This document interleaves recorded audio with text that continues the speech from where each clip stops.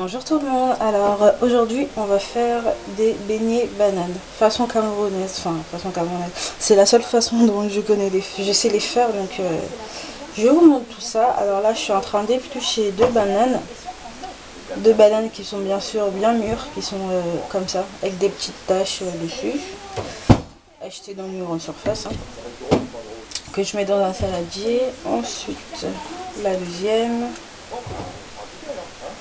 hop. Voilà. Ensuite, je prends une fourchette pour émietter tout ça. Hop. Attendez, je vais vous montrer ce que ça donne. Voilà. Ah oui, j'ai oublié de vous présenter les ingrédients dont vous aurez besoin en fait. C'est très simple. Alors, pour faire les beignets bananes, vous allez avoir besoin de fécule de blé. Je vais vous montrer de plus près à quoi ça ressemble. Je l'ai acheté à Auchan, je crois, parce qu'ils les vendent dans les self-service où ils font des bonbons du tout. Donc ça ressemble à ça, c'est un peu jaune. Je sais pas si vous voyez, voilà. Normalement, on devrait utiliser de la fécule de maïs, mais j'en trouve... Non, pas de la fécule, de... Comment on appelle ça? J'ai oublié, mais on devrait utiliser la même chose, mais plutôt qui provient du maïs, mais j'en trouve jamais. Une pincée de sel, moi j'ai pris ce sel là, n'importe quel sel fera l'affaire.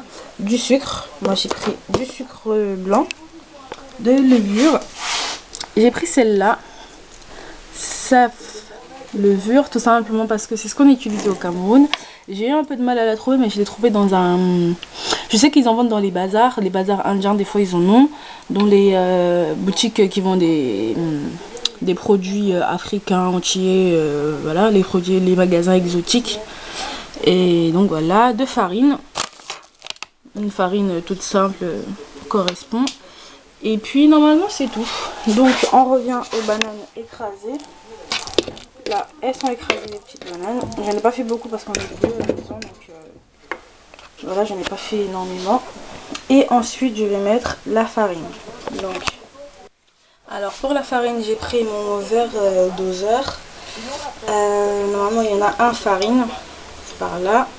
Donc d'habitude je mesure pas, mais pour vous donner un peu plus d'indications, je vais mesurer. Quoique, je vais partir sur une base de, on va dire 75 grammes, mais je pense que je vais pas tout mettre. Voilà, à peu près 75 grammes. Ensuite, oui, je vais verser tout ça dans mon petit bol. Je vais pas tout verser, je vais verser une petite partie parce qu'il faut pas oublier qu'il y a aussi le blé à rajouter après. Donc, je mélange tout ça. Vous voyez pas grand chose, Voilà, j'essaie de mélanger. Et hop, j'ai l'impression d'en avoir mis un peu trop. Mais bon, ça c'est pas grave, ça se rattrape toujours. Hop, je vais vous montrer ce que ça donne. Voilà, ça ressemble à ça. Hop, mélanger avec une main, c'est pas ce qu'il y a de plus simple. Là, je vais mettre un peu de sucre. Le sucre, par contre, je mesurerai avec une cuillère à soupe. Une cuillère à soupe comme celle-là. Je pense que je vais pas mettre grand chose parce que la banane c'est déjà très sucré, donc je mets que cette quantité là, une cuillère à soupe. Je pense que c'est suffisant parce qu'en plus quand c'est trop sucré, c'est un petit goût un peu amer que j'aime pas, donc je préfère pas en mettre assez qu'en mettre trop en fait, parce que quand on en met trop je trouve que c'est vraiment pas bon. Ensuite je vais mélanger tout ça. Je pense que je vais rajouter un peu d'eau pour pouvoir mettre le blé à l'intérieur tout simplement. Voilà. Là je vais mettre je vais mesurer aussi en cuillère à soupe parce que c'est plus simple. Là pour l'instant j'en mets une et demie. Je mélange, je vois si j'ai besoin de mettre un peu d'eau. Je vais aussi en profiter pour rajouter la levure. Je vais mettre une cuillère à café, cette quantité là.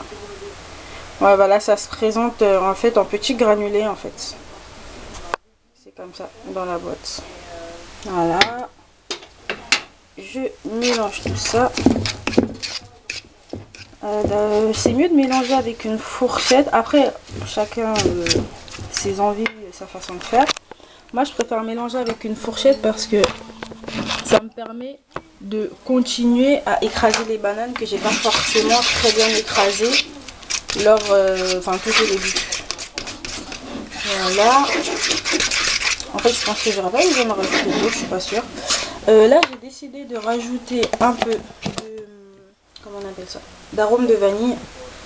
J'aime bien mettre un peu d'arôme de vanille dans tout ce que je fais, dans les crêpes, dans les gâteaux. Voilà. Surtout que ces vanilles-là, c'est vrai qu'il y a deux façons comment dire, deux trucs avec lesquels on peut les manger. On peut les manger avec du haricot rouge cuisiné, avec juste du piment, ou alors ce que j'ai appris à faire au fil des années en France, hein, les manger au petit-déj avec un bon chocolat chaud, c'est délicieux. Et je pense que c'est ce que je vais faire. Donc voilà, ça ressemble grosso modo à ça. Je pense que vous voyez, c'est vachement épais, mais pas trop non plus. Donc finalement en fait j'aurais pas à rajouter de l'eau. Et je pense que je vais rajouter un peu de blé. Voilà, j'ai rajouté une cuillère à soupe. Donc là j'en suis à combien? J'en suis à 2,5.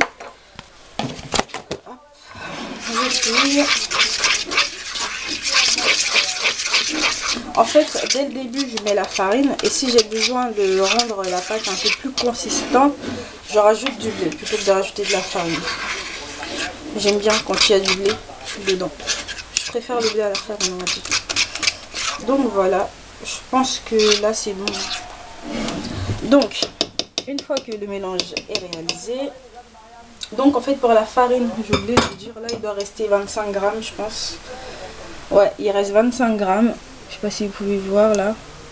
Donc en tout j'aurais utilisé 50, si je ne me trompe pas, si je sais bien compter, 50 grammes de farine pour la recette. De toute façon j'ai essayé de récapituler tout ça.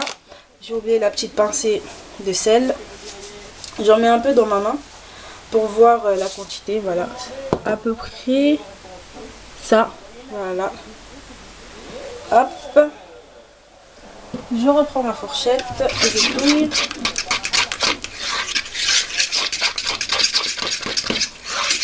Voilà.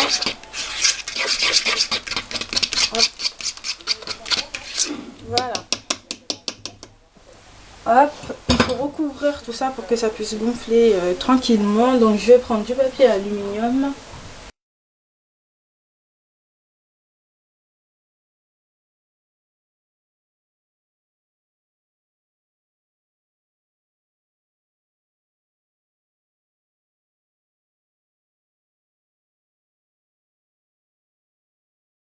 Vous prenez comment je vais expliquer ça, un récipient plus grand que le bol, vous mettez de l'eau chaude ou froide comme vous voulez, vous mettez le bol dedans pour que ce soit à température ambiante. Mais moi j'ai jamais eu le courage de faire ça, je trouve pas ça forcément nécessaire, mais apparemment ça aide à faire gonfler la pâte.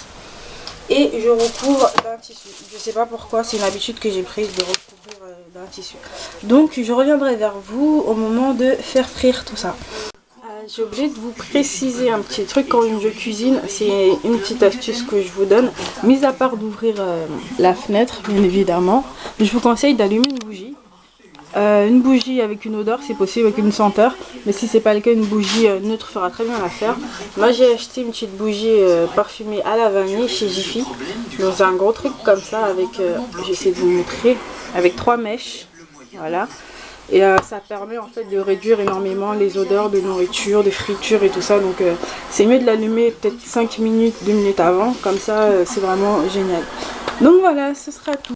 Je reviens vers vous pour vous montrer la friture des beignets. Donc on va enlever le petit tissu, le papier alu. Voilà à quoi ça ressemble après avoir posé. Ça a un peu noirci, c'est normal, hein, la banane quand on la laisse à l'air libre, ça noircit un peu.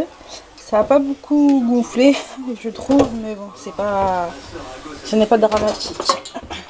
Donc là, à côté, j'ai mis l'huile à chauffer dans une petite casserole. Il n'y a pas grand chose de pâte, je me suis dit ça suffit. Je pense que là, elle doit être bien chaude. J'ai mis de l'huile de tournesol. Voilà. Et donc là, on va passer à la friture. Alors, à côté, j'ai mis un petit bol avec de l'eau pour mouiller un peu mes doigts. Voilà. Et c'est parti. On va prendre des petites boules en fait. Je sais pas si vous voyez comment je fais. Des petites boules comme ça. Et on plonge dans l'huile. Et là, quand ça ruisselle comme ça veut dire que l'huile est vraiment chaude. Donc, je continue. J'essaye d'aller assez vite pour pas qu'il y ait des beignets qui crament alors que les autres ne sont pas encore faits. Donc je vais refaire pour prendre la pâte. En fait, je me sers de la paroi. Vous voyez les petits zigzags que mes doigts font. Donc, voilà. Je sais pas s'il y a une technique pour ne pas avoir à les faire un à un. Je connais la technique pour la pâte de beignet nature. Mais là, je vois pas trop comment on pourrait faire. Donc, je suis obligée de prendre les beignets un à un pour les plonger dans l'huile. Donc, voilà. Vous voyez que ça remonte à la surface et que c'est un peu doré. Donc, cette huile, elle est vraiment très chaude et c'est parfait. Comme ça, ils ne seront pas imbibés d'huile. En tout cas, pas trop. Parce que ça m'est déjà arrivé d'en faire et l'huile n'était pas très chaude et donc les beignets quand ils ressortaient ils étaient gorgés d'huile, pardon. C'était pas très beau à voir. Donc voilà, il y a assez de quantité de beignets dedans. Je laisse frire en attendant. Je me rince les doigts. Voilà. Et je vais prendre une petite spatule pour retourner tout ça. Donc voilà, ma petite spatule en plastique achetée chez Alinea, je crois. Ils les vendaient par 3. Pas très cher, je crois que c'était à 1,50 €, quelque chose comme ça. Il y avait une spatule, une louche et le troisième, un truc pour prendre des pâtes. Donc voilà. En attendant, je suis en train de préparer un petit saladier dans lequel je mets du sopalin pour qu'il absorbe l'excès d'huile. Je vous montre tout ça. Voilà, j'ai préparé un petit saladier comme ça, dans lequel j'ai mis des feuilles de sopalin. Là, je retourne mes beignets. C'est génial parce que d'habitude, je les réussis pas aussi bien. En fait, d'habitude, je vous explique que je les fais sur des plaques à induction. Et les plaques à induction, ça chauffe, mais pas assez fort pour vraiment pour que l'huile soit presque brûlante, quoi, comme elle est actuellement. Et là, c'est des plaques électriques. Donc, c'est vachement mieux. Donc, je reviens vers vous, je pense à la fin, quand j'aurai tout fait frire, pour vous montrer à quoi ça ressemble là-dedans.